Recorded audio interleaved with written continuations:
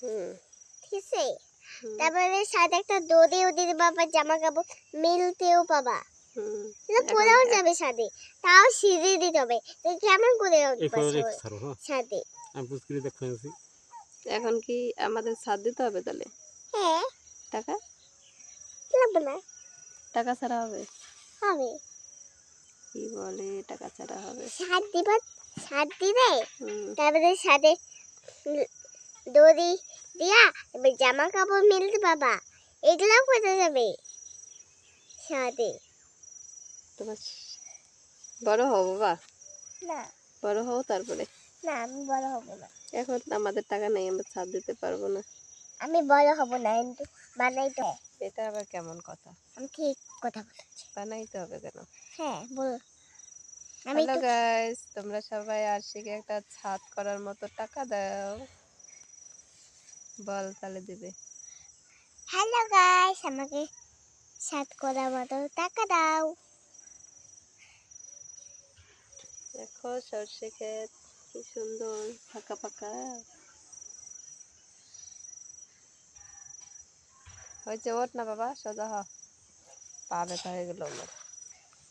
কি করছো তুমি? এই তো বাঁচতেছি। এগুলো শাক না? হুম খাওয়া যাবে না।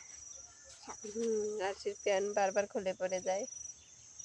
এটা হচ্ছে আমার ডিশ প্যান। হুম,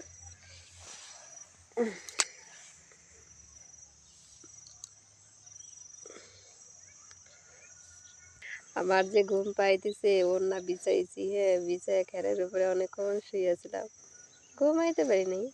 বাইরে কেমন একটা কে আসে কি না আসে, কিন্তু ঘুম হয়নি।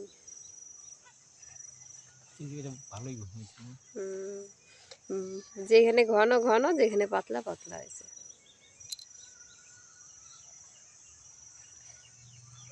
পাতলা গুলো এই সবসময় মোটা মোটা হবে না?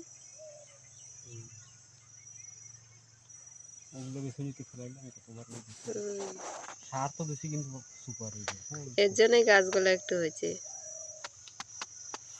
পড়ে যাবো তো।